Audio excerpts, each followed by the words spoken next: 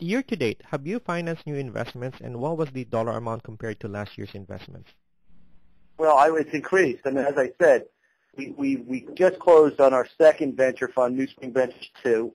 That fund is, I think, over 50% committed.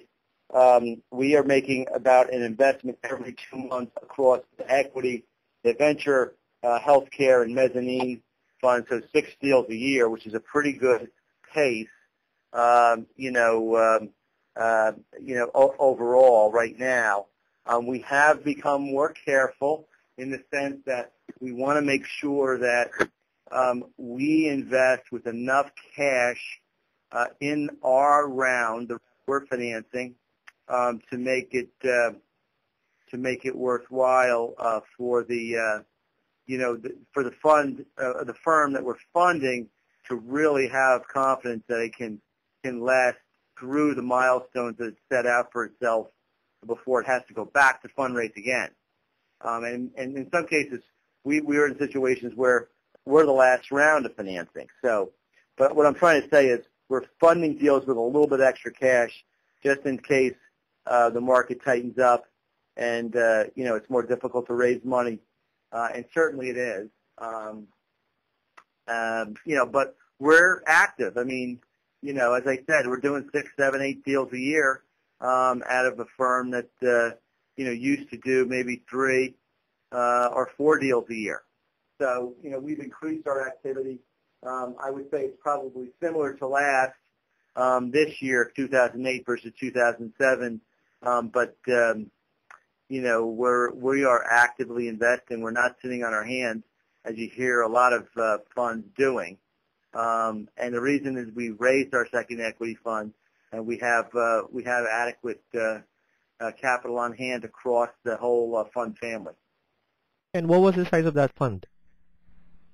Well, the second venture fund was $175 million, followed up, and I realized that's institutionally raised. Our first venture fund was a SBA participating securities program where we raised $135 million, but leverage was 2/3 of that first fund.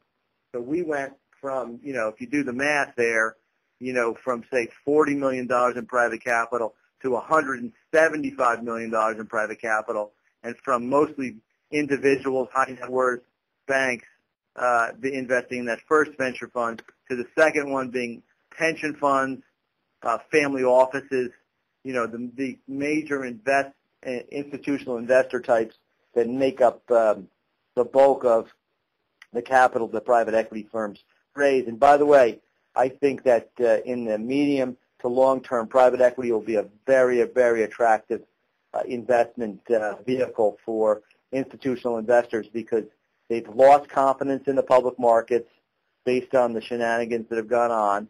And secondly, they're looking for yield outside of the other alternative investment categories. In other words, hedge funds, for example, where everyone was running to. They, according to George Soros, are going to be 40% of what they were, even as late as last year. So, what else is out there that's going to make a yield for institutional investors? Well, it's private equity. So I think it's a good field to be in. Now, you have to continue to perform or you won't raise money. But I think you'll see a growth in the private equity field because, at the core of our whole business are entrepreneurs and enterprise development. And I spend my life meeting with those types of people, and I know that we still have a very, very strong core of entrepreneurs and enterprise developers that are working diligently. I mean, these people are the hardest workers in America, and they have built really incredible companies, but just based on pure determination in many cases. And by the way, they're going to create the value. They're going to create the jobs, the cash flow that's going to pay back all these obligations that as taxpayers we're taking on, some of which we shouldn't take on. That's an editorial comment, but that's how I feel. Joseph Killackey of Newspring Capital.